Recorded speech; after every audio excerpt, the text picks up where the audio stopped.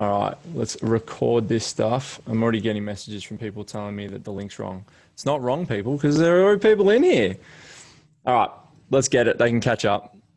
So all I want to do tonight is just break out what I would call a relatively simple training program for an elite athlete, someone that's going through the Australian Defence Force program. So they, as we'll see later on in the slides, they went in as a civilian through enlistment and then applied for Special Forces consideration, which you do on the day that you enlist.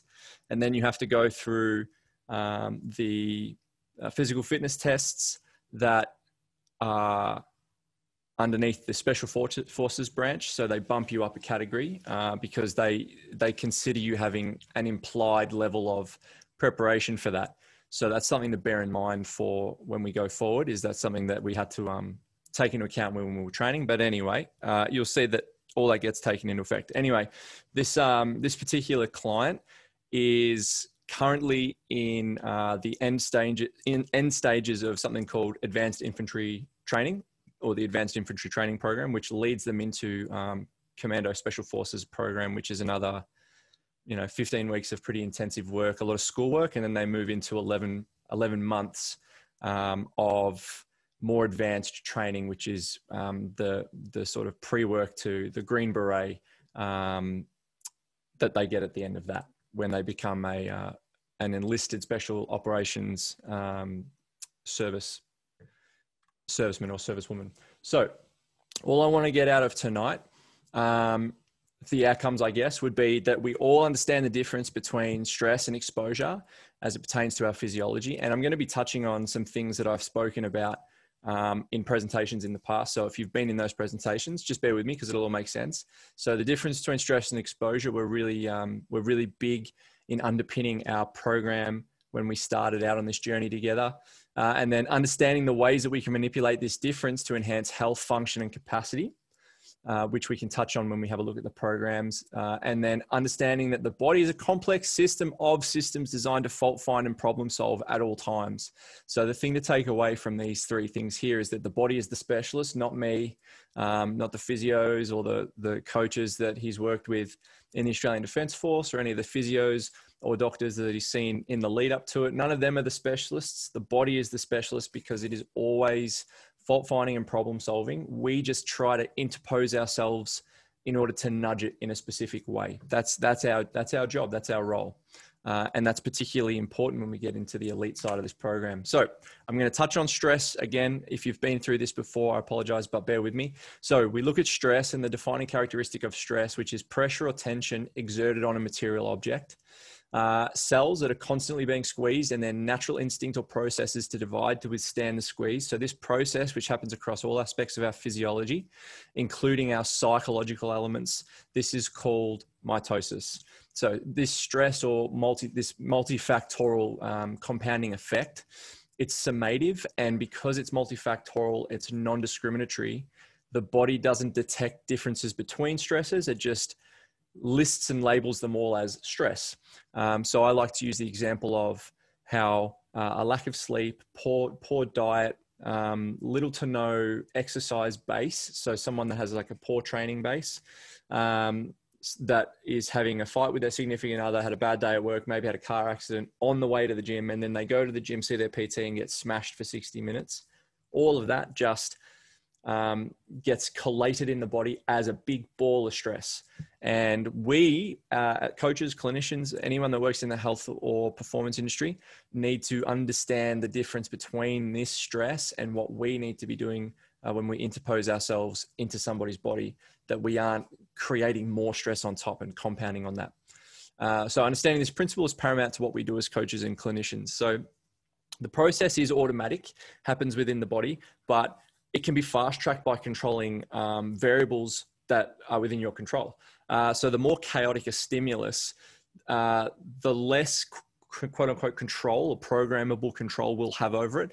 And the harder your brain and your body have to work to overcome the stressor or the stimulus and regain homeostasis, which is just the state of your of your metabolism, all 11 systems working together. Your homeostasis is the state of normal that it finds itself in there. And we get, you know, mixed signals from our sensory inputs a lot. And when we are getting bombarded with a lot of that stimuli, that can have quite a negative effect on our physical and our psychological components within our system. I'm going to move this camera because it keeps bouncing on that screen, and I like to move my hands a lot. That's better. No, I don't like it. I don't like it. I like that. Hell yeah. Okay, beautiful. All right, so now we look at exposure. By definition, the fact of experiencing something or being affected by it because of being in a particular situation or place. Now, this definition lends itself to the idea that we are somewhere because we have a purpose to be there. So we are specifically there for the purpose of experiencing something or being affected by it. Because we're in a particular situation or place, we've put ourselves there. As coaches or clinicians, or even as people, our intent should be aimed at deliberate and measured exposure to create a change in behavior, as opposed to just non-discriminatory and summative multifactorial elements of stress. So we want to consider exposure as potentially the not the better choice, because I don't want to stand on a soapbox and say that this is the way everyone should do it. But we can at least consider that there is a difference between stress and exposure, it may help to make a better choice when somebody comes to us and asks us to program for them. And again, I will show you elements of this exposure versus stress later on in the presentation. Now, note, behavior change can and should be measured in order to quantify whether or not the change is functional. Note the change in sensations, but do not simply chase the change in sensations. This is also another point where a lot of people in today's day and age, where it's quite fast, everything's happening very rapidly and they're getting bombarded with a lot of stimuli. I mean, I even said before we went live that, you know, at the moment I'm quite busy. My productivity levels aren't super high, but I'm very busy. So I'm finding or catching myself trying to seek sensation change away from the stress, rather than put my time into productive efforts that, you know, those processes that might produce more productive outcomes. I'm instead maybe finding myself and catching myself spending 10 minutes on YouTube when I could be doing something else that's more productive. So that's me seeking a change in sensation rather than, or chasing the change in sensation rather than putting processes in place to be more effective and more efficient. So I'm getting bombarded with stress and I'm seeking a change in that sensation. Coaches and clinicians should encourage a graduated approach to exposure. And we touch on this later on. This is called stress inoculation, where possible. And this can be done by the principle of progressive overload, which is just intent coupled with intensity. And that's an important thing to understand. The underpinning elements to progressive overload are intent coupled with intensity. All right, let's get stuck into the meat and potatoes. So I guess the big thing to get out of the next 20 to 30 minutes is that when considering a program, either for a general or a specific population, whether that person in front of you is somebody that just wants to come to the gym because they want to learn how to move better or how to feel better, or they come to the gym because they want to hone specific elements of their physiology. They want to get faster, stronger, fitter, more explosive. We need to understand that maximum effect does not yield maximum effort does not yield a maximum effect. And this is based on, again, coming back to the principle of progressive overload with intent and intensity. We need to understand that there is a recoverability that must be respected. You can't out-train your inability to recover from a stimulus. So what I like to suggest to people that work with me, or people that are working within my mentorship program, for example, is when in doubt, low dose, high frequency. If someone can recover and reproduce an output, a stimulus, or a training effect with more frequency, then they're going to have a higher adaptation window, as opposed to somebody that gets hit with a session and takes a whole 3 or 4 days to recover before they can do that session again. A good example here would be the differences between, I guess, functional and pure body composition based hypertrophy, where if you're thinking of the old school bodybuilder splits throughout the week, you would smash one body part, and then that body part typically wouldn't be ready to go again for 5 to 7 days, depending on how hard you hit it. Now, your training window is only potentially an hour to 90 minutes, depending on how advanced you are. And your training effect is limited by your ability to recover.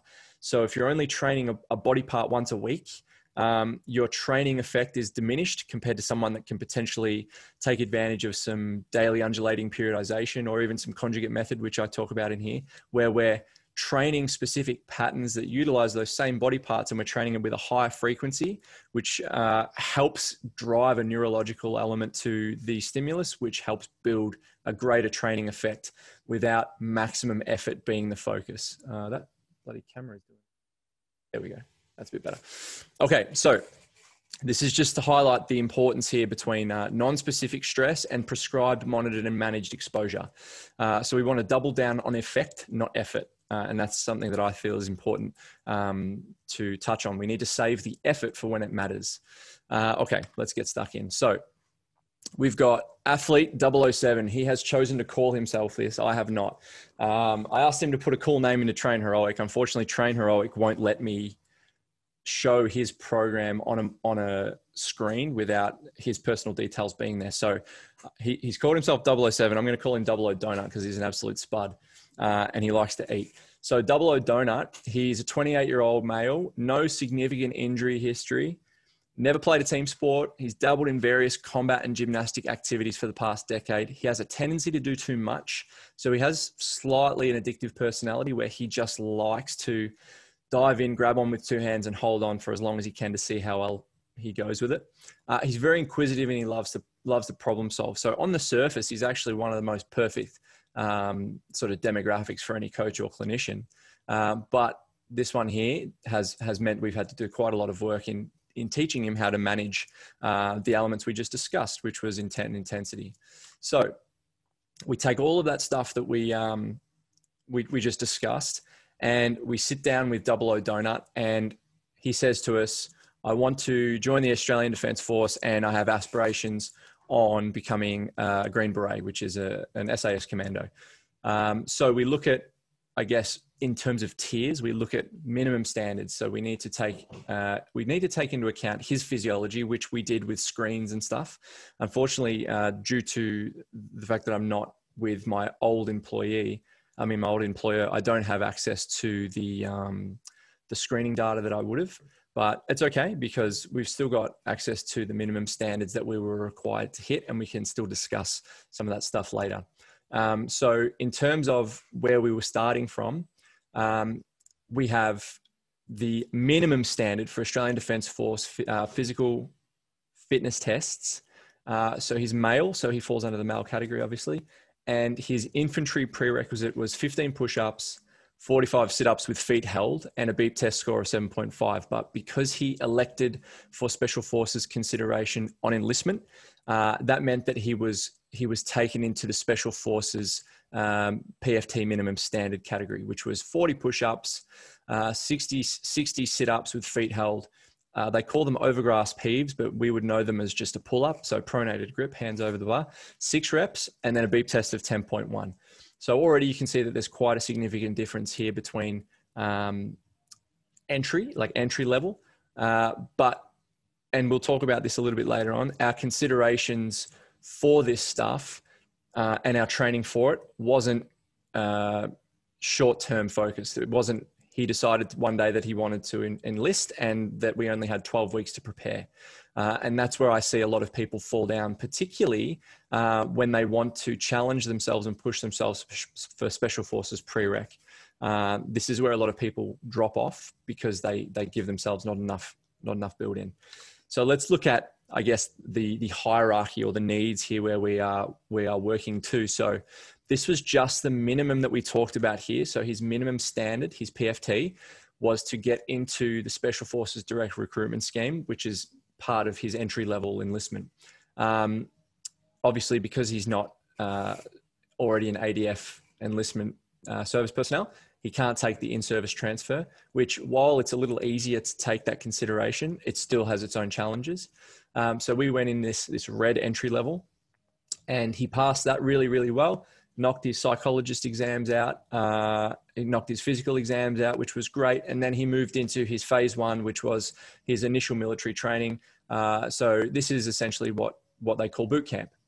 It's 80 days of deconditioning and reconditioning. It's hell. So we've labeled that as hell.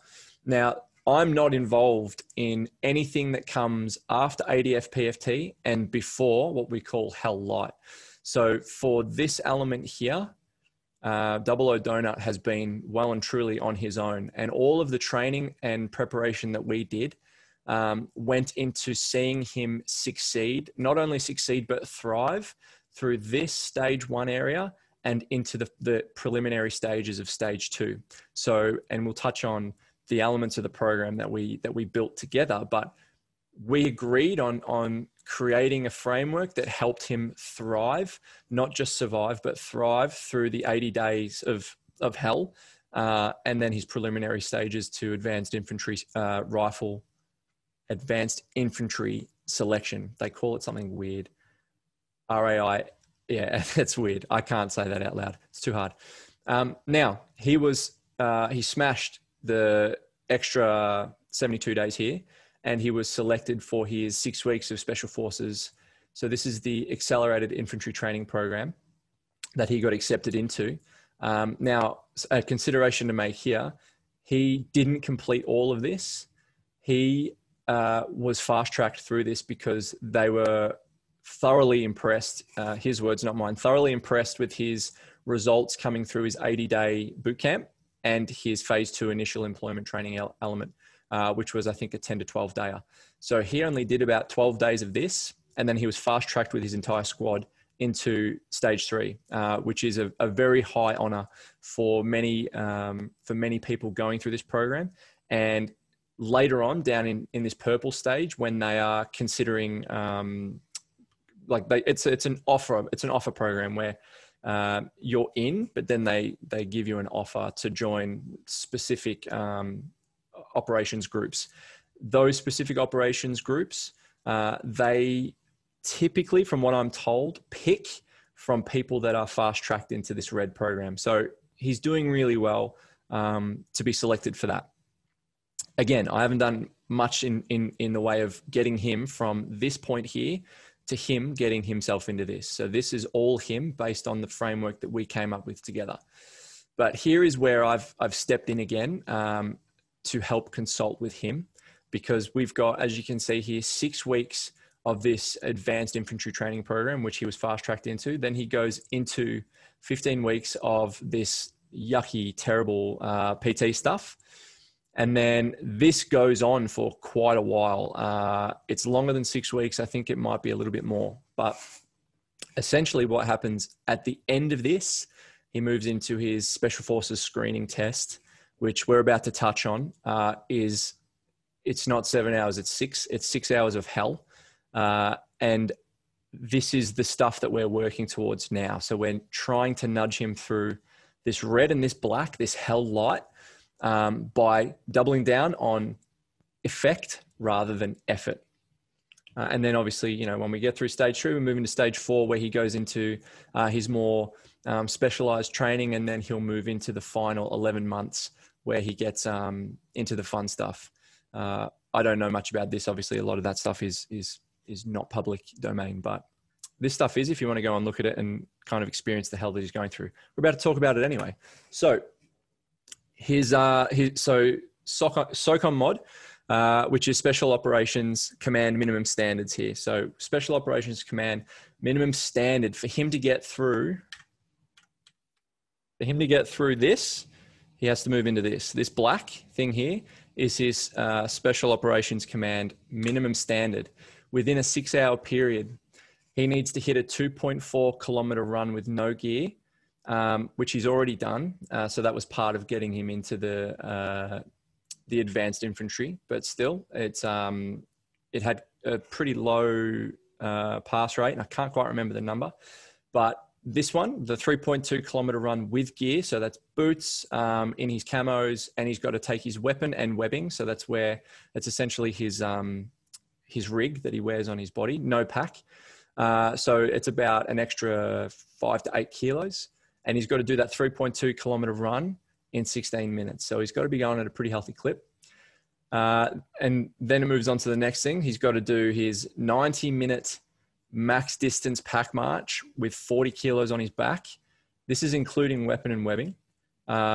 He's got to get a minimum of 10 kilometers in the 90 minutes. And obviously he's deep in the heart of New South Wales at Singleton. Just go on Google Map the terrain around that area. It's ludicrous. He's got to do various bodyweight tests, something like, 60 cadence push-ups, something 20 pull-ups or something like that.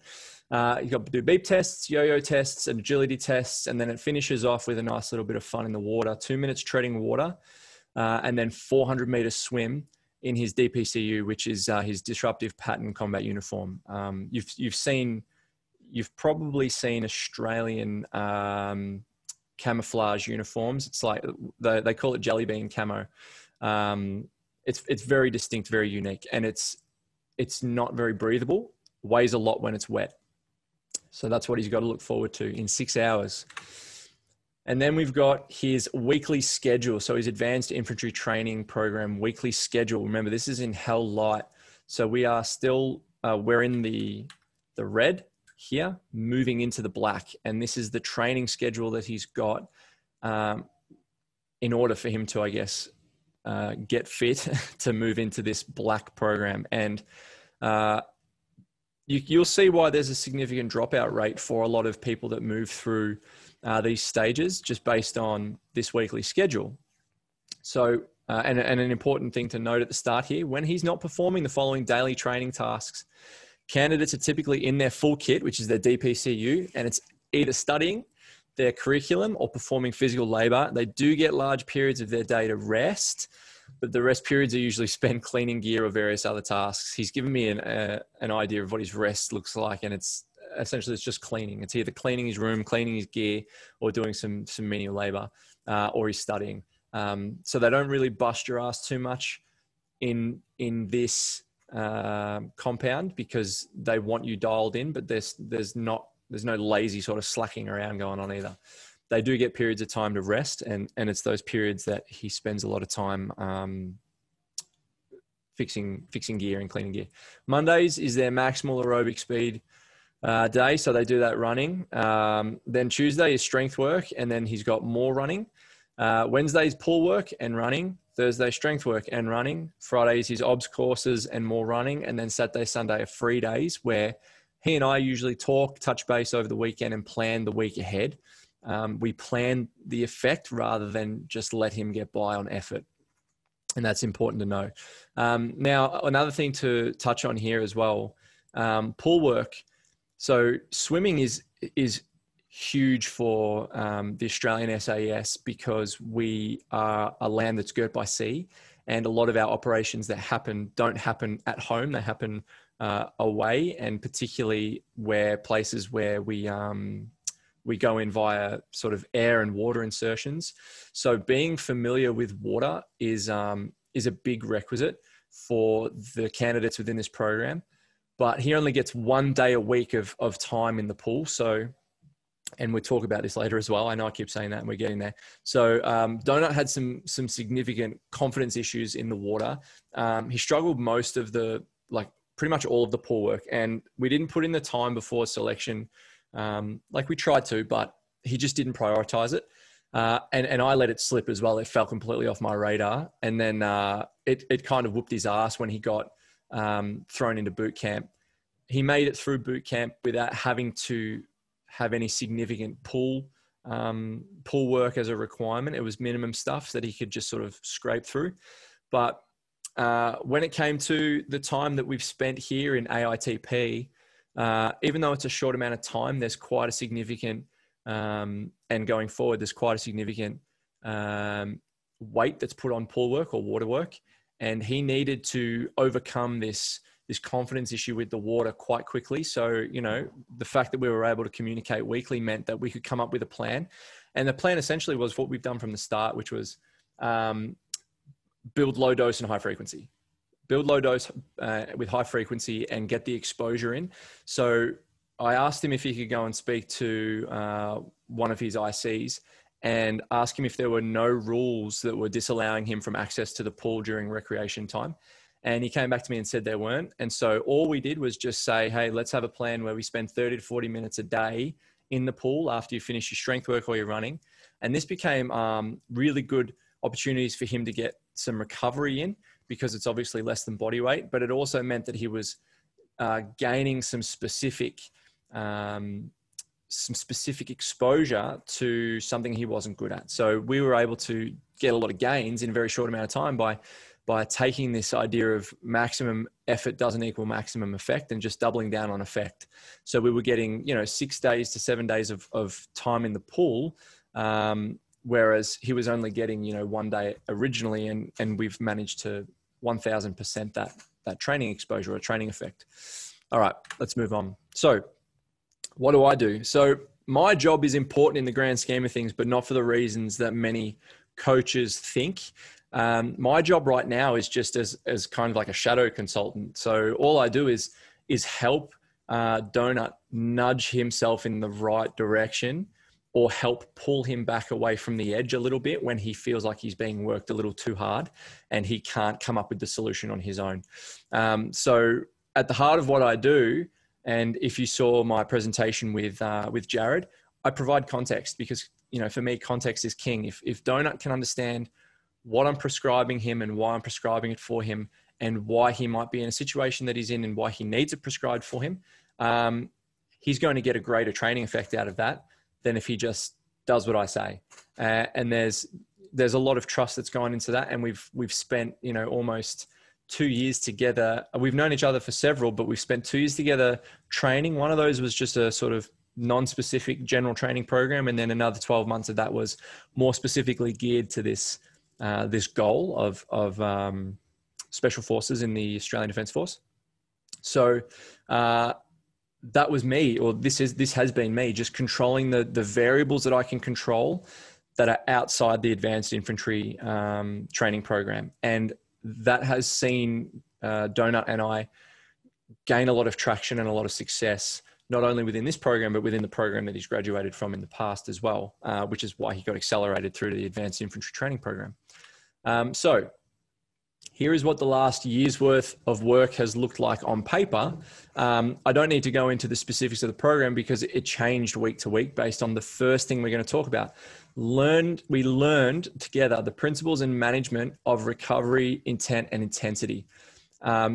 Pretty early on, within the year, we got stuck into RPE, and I started to draw heavily on a lot of strength coaches that work specifically with powerlifters. So there was a lot of drawing from Melbourne Strength Culture, a lot of drawing from Charles Poliquin, a lot of drawing from Lou Simmons, who use varying methods to elicit specific responses. And one of the things that I wanted to double down on a lot with Donut was RPE, and learning how to moderate and modulate intent and intensity on the fly within a session so that we could prioritize recovery, because I wanted to build training volume across 11 days a week. Like I'm talking like, I think in the end we built up to maybe 25 sessions at our most, and none of them were quote unquote hard, but I couldn't do his training load because I hadn't built it. But he was lifting 5 or 6 times a week. He was running 30 to 40 kilometers a week. Again, he wasn't doing much pull work. We had some pull work prescribed, but I didn't know how to program pull work. So I just asked him to maybe go down and jump in the water and have some laps. And to his credit, he did it. But, because it wasn't controlled, we weren't able to measure and prescribe and overload that stimulus. But everything else in terms of strength and conditioning, all we did was just double down on the principles and management of his recovery, intent, and intensity, particularly when it came to RPE.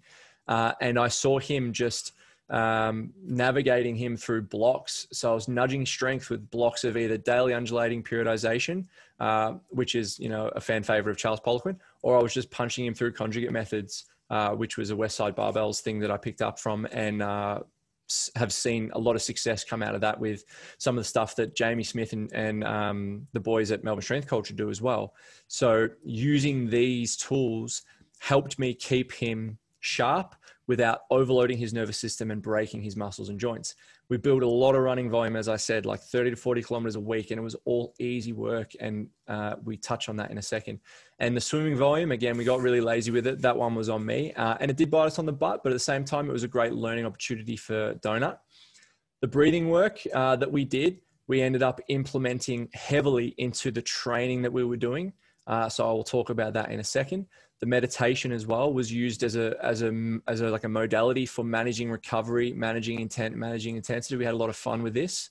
And then the mobility work as well, because obviously when you build a lot of training volume, and if you only prioritize the sagittal plane, you start to get stuck in the sagittal plane. So a lot of our training was done nudging strength in the sagittal plane, but working accessory movements in the frontal or the rotary plane, just to keep him sharp and moving in those planes. Particularly when you think of swimming as well. Swimming, you might move in a straight line, and running, you might move in a straight line, but you've got 3 planes of force hitting you from all angles that you need to be navigating so that you stay in a straight line. If you're collapsing when you're running into the frontal plane, then you have to create force to pull you out of the frontal plane so that you can keep moving and driving force into the sagittal plane. So it's not enough just to produce force in the sagittal plane. You need to be able to identify, navigate, and absorb force in all 3 planes in order to produce consistent, specific force. So mobility played a really big part for us because he was a bit of a meathead. Impactful time management strategies was another one that we both worked on together. I've since slackened off because I don't have my my impactful time management strategy buddy to keep me accountable anymore. So I'm a bit of a piece of shit with that. And then the last one here, tying the breathing work into the running and gym work. So we're going to talk about that right now. Breathing work, the caveat here, was done with the express purpose to create a panic stimulus in the system at first. So we used via tempo work, we used the breathing to slow his breathing rate down. And what that does is creates a highly carbon enriched system. A lot of CO2 builds up. And when the CO2 builds up, you get this panic response in your body to take a breath. And many people will gasp because they feel like they need to take that breath. And that panic response you can train, because you need to teach your nervous system that there's nothing to panic about. There's plenty of oxygen in the system from the last breath you just took. Like, oxygen doesn't just magically disappear from your system when you breathe out. And when you learn to control this panic stimulus, you become more efficient with your O2, CO2 gas exchange at the blood cell level. And that makes you, believe it or not, quote unquote, aerobically fitter, because you become more efficient through the process of oxidative phosphorylation without doing anything other than laying on your back and breathing. And this became a great addition within our training program as a way to, and you'll see I still do it in his training program in the next slide, as a way to open up his cells and prepare him for the session, and also to just bring him down from that over-aroused state so that he gets into a state of parasympathetic recovery. So we used a lot of breathing work, several different stimuluses and several different tempos in order to nudge those. And I still use them with a lot of my athletes now for that same reason. This helps for that stress inoculation, which we talked about in the first couple of slides. And then the meditation. So this is in line with metaphysical approach to sensation, learning to hone the skill of concentration, because that is a big skill, and build awareness through the system. So we used so in terms of training, we used things like listening to music that wasn't particularly neurally arousing. So he liked to listen to a lot of heavy metal. And when we were doing some training blocks, I actually asked him to listen to some of the playlists that I listened to when I was doing my strongman stuff, which was Celine Dion, Beyonce, Faith Hill, Shakira, for the sole purpose of him regulating his own hormonal arousal, sharpening his ability to access that intent and intensity, rather than letting external forces dictate that arousal. So he was in control rather than letting his environment be in control. Again, we're talking about exposure and stress. So we're building exposure resistance, stress resistance through exposure. And there were also elements of, practicing what Buddhist Buddhist monks call samadhi, which is just being aware of contact points of your breath when you just chill and breathe. So, samadhi in Buddhism is closing your eyes and feeling the breath, the contact of the breath as it touches wherever it touches, on your lip or on your nose, on the way in, and then being aware of that on the way out as well. And just sitting there for however long, and being aware of that, concentrating on that point, that helps to hone this skill of concentration. Many people think that it does nothing. Those people won't ever get anything out of it, and that's totally fine. Okay, let's look at this elite training program. So this is this week. This is this current week. Right off the bat, every day, Monday, Tuesday, Wednesday, Thursday, and Friday, I have these sessions where they're labeled Thursday, Friday, Tuesday, Monday. Those days, he fills in with the work that he does. What we were talking about, his schedule before. Monday I'm glad we've got Monday to use as an example. I didn't even pay attention to that. He was hungover, so they had a public holiday. So he managed to get some swimming in and did a little bit of bike work. And then Tuesday, they did some deadlifts, some back squats, some single arm kettlebell pressing, and some bench press. So he's had this prescribed by the on-base PTs. He also had intervals that were prescribed from me, programmed from me. So intervals there, intervals there, intervals there. He's also got recovery sessions programmed from me, recovery here, and I like to undulate between either 3 interval sessions in a week or 3 recovery sessions in a week, just to keep him, just to give him a little bit of breathing room, and he knows that he can grab these recovery sessions whenever he wants. The goal is to just have a really broad and open dialogue with Donut. I need him to be able to tell me how he's going throughout a week. And then if something breaks or he starts to just wear out, I need to be able to go back and look at stuff that he's filling in terms of rate of perceived exertion, or maybe even some loads that he's been moving, or even comments that he puts in, and think, okay, something in here might have broken him, or even from weeks past might have broken him. So I need to get involved in the process now, fault find, problem solve, and then build strategies with him, or a framework with him, to help keep moving him forward without getting in the way of his load or compounding on this stress. Because this stress, it's just general, right? Like this stuff isn't going to make him a better, quote unquote, a better commando. It's just going to make him stronger. The time he spends learning and building on the ethos and the mythos of the Australian Special Defence Force will make him a better commando. This will make him much more resilient to the rigors. But the work that I'm doing specifically is just recovery based and aerobic. I'm just nudging his aerobic system so that we can stay on top of that cellular respiration that we've built so much of. So is there a better way to do this? Sure, of course there would be. Someone will always find a better way to do it, but this is the way that works for and I just said his name, I'll have to beat that out. And this is the power of context. So my job as a consultant here is not to try and interpose myself between Donut and his training program. That's not my job. My job is just to help limit the stress that he gets bombarded with by building some gradual exposure. And this exposure in this instance is recovery based or aerobic based. So the next slide that we're about to talk about that has some true aerobic work in it, I prescribe that for him, and it's all measured, it's all dosed out, and it's prescribed in a way that lets him control the intensity. He only needs to bring the intent, and he knows this because he's learned it from me. So let's have a quick look at it. This is the last slide, and then we can have a little bit of back and forth because apparently Zoom has just gifted me another 40 minutes. Thanks, Zoom, you mad dogs. Okay, so let's look at this. We've got sport-specific or specific intervals 2 to 3 times a week based on, I'm sure that's zoomed in enough. Has that notification about Zoom been there the whole time? I hope it hasn't been, because I just saw it. So we've got these intervals here that have been here, that are here specifically because if we go back several slides, one of the things that he needs to do is hit a 3.2 kilometer run in 16 minutes with full webbing and weapon. So what we've got prescribed is he's got his boots, he's got his, he doesn't need to put his ruck on, but he's got his boots, his webbing and his weapon. He puts them all on and he uses them in the warm-up phase. So he goes through his deep hip work. He goes through his single arm kettlebell work.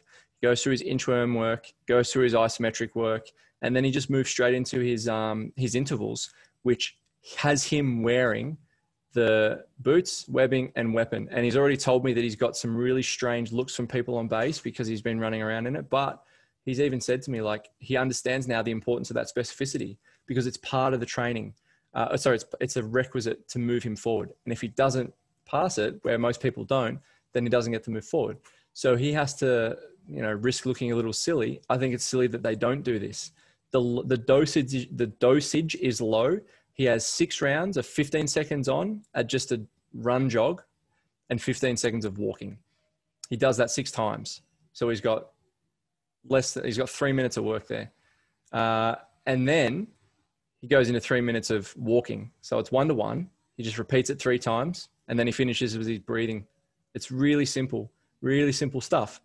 But the specificity will build over the next several weeks. The intensity will build over the next several weeks, and the specificity will carry over to the test that he has to do to pass into the next thing. And then he's got his GPP from me, which is just recovery. It's so non-specific, it hurts. He's just got 15 minutes on the assault bike, which is just him breathing through his nose and opening up the cells. He knows how to moderate the intensity. It's aerobic, so it shouldn't be hard.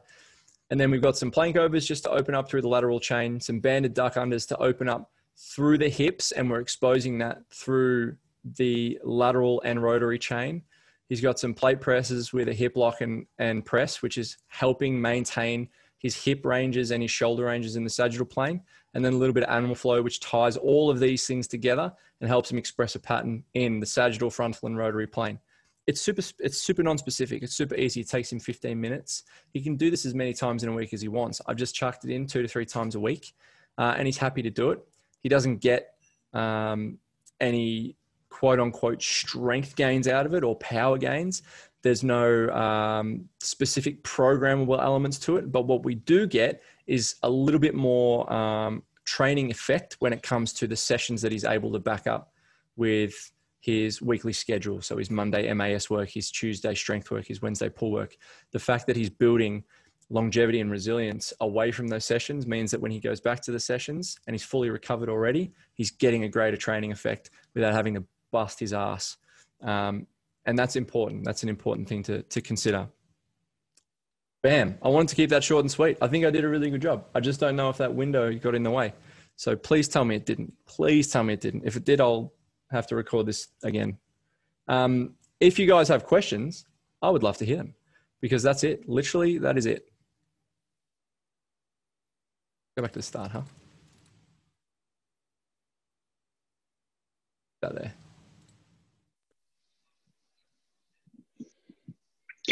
Cam, what else did he utilize for recovery? In terms of his training now with that or load, before? Yeah. Which was it? Before? So before he went to boot camp or after? And now that he's in advanced infantry training or during boot camp?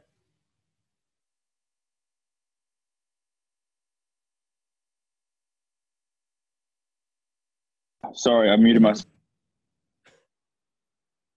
That's all good. You keep muting yourself, dog. Now I'm watching your name just keeps getting muted. Did you hear me? Sorry, I don't know why it keeps muting. Nah, you just muted yourself again. Is it good now? Go now. Yeah, you're not muted. Yeah. So I said, oh my God. You've been muted again. What is happening? Are you on your phone? All right. Yeah, I'm on my phone. Is it working now? Yeah, it's working now. Yeah, so I said I want it all. I want it before, I want it during, and I want it after. Sure, easy. Is there anything else before you mute? There's a mute. Okay, so before, in terms of recovery, it was a whole bunch of breathing, and then we had, because we didn't have COVID, we had access to sessions with me where we were doing, I think 3 to 5 sessions a week where it was just like 20, 30 minutes on the assault bike, nose breathing. So there was an aerobic element to his recovery. And then there was just his mobility work, which was specifically tailored to him based on things that I found from running him through the functional movement screen and the selective functional movement assessment tool.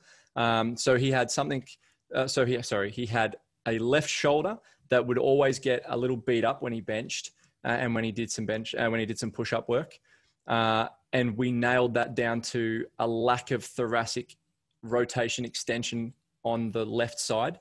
So we did a lot of mobility work focused around restoring and regaining some of that range to help take away the overload on that shoulder. So he had aerobic elements, mobility elements, and then the mobility elements as well had things like, just like what you saw before, that this recovery program. So he had a couple of those in a week for me. And then I just spiced them up with a little bit of animal flow, something to challenge him a little, so that he was still getting inconsequential movement in. And then all of the, what did we touch on? Aerobic, mobility. Oh, and then his nutrition. So all we focused on, so I don't really like to dive into nutrition too much because it's highly debated. But one of the things that we prioritized was protein. Really early, I asked him if he could try to moderate his protein somewhere between 1.5 to 2 grams of protein per kilogram of body weight per day. And we just worked week to week, month to month based on how he felt, so that he was managing how his body responded to that. When we, especially because seasonal, and this is something else that people like Paul Check and Charles Poliquin talk about, but seasonal periodization with things like food, I noticed played a big part on donut, and he does like to eat donuts. So a lot of the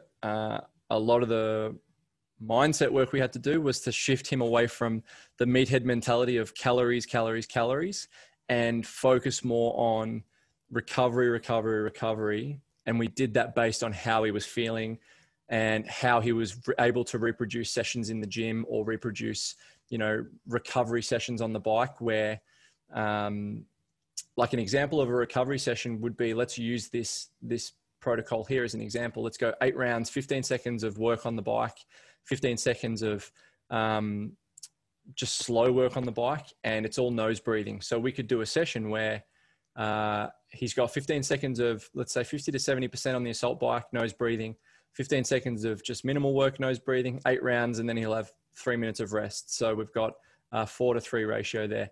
And then he'll repeat that 3 times. When he finishes his 8 rounds, I'm going to get a calorie readout on the bike. He should be able to manage or maintain that same output across all 3 of his sets. And that will prove to me that he is staying within his aerobic system because he's not working too hard. He's still able to recover. And if I'm seeing a trend, an upward trend of, and we did for a long time, of greater calories for less perceived rate of exertion, that's telling me that his aerobic system is getting better at buffering the metabolic effects of this session. But what we also would see would be sometimes when he wasn't recovered, he would come in and do his recovery sessions and he'd be dog shit. So we were able to nail that down to sometimes diet, sometimes season. He had like, what's it called? The skin reaction to hay fever, eczema. He had like seasonal eczema and stuff. So that would affect his sleep. And when it affected his sleep, it would affect his eating, it would affect his training. So there were a lot of components that we considered with recovery.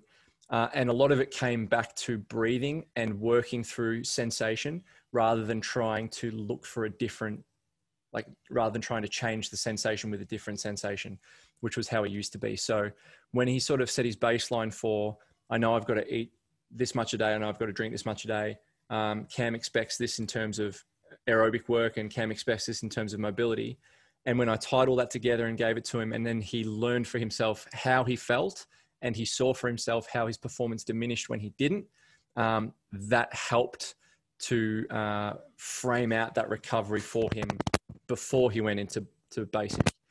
When he went into basic, he smuggled his foam roller, which was like a little screw cap that he put 2 tennis balls into and a sock, so he could create a peanut or he could have his like ball for his glutes. Smuggled them in. that was the only thing that he took in, and he was so nervous about it. He's like, man, I don't want to get caught. They always find it. So they found that within the first, half an hour of him getting there, and they took it away from him. He didn't get that back until after his 80 days. But one of the things that he said to me when he got out of his 80 days, that the two things that got him through were bretzels. So he just used a pillow, were bretzels and box breathing.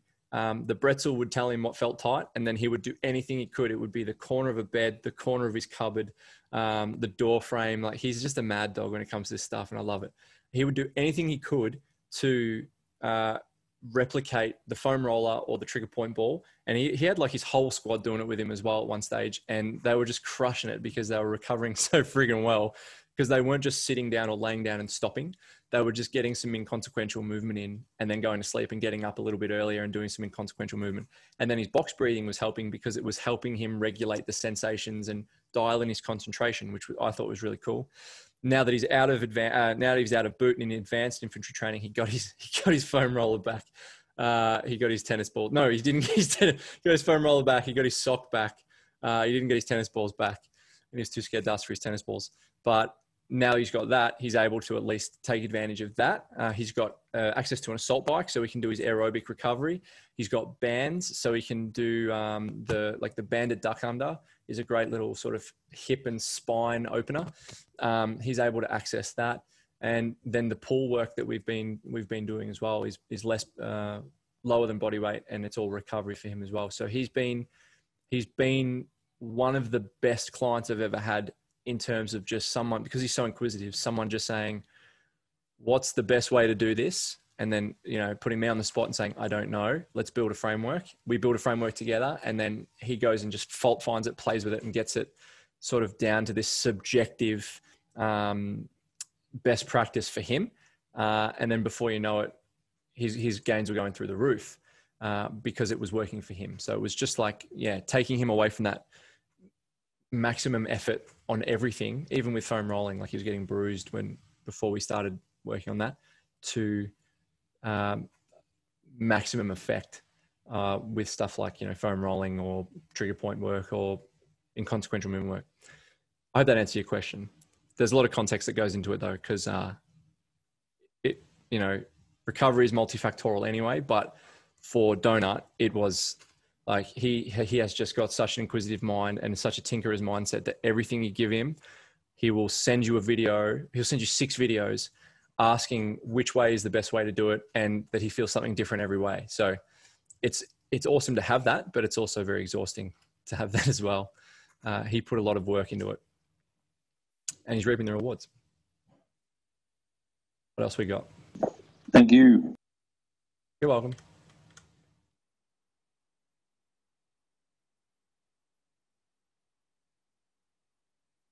Anything? Nothing? That's all right. I might stop the recording so that I don't...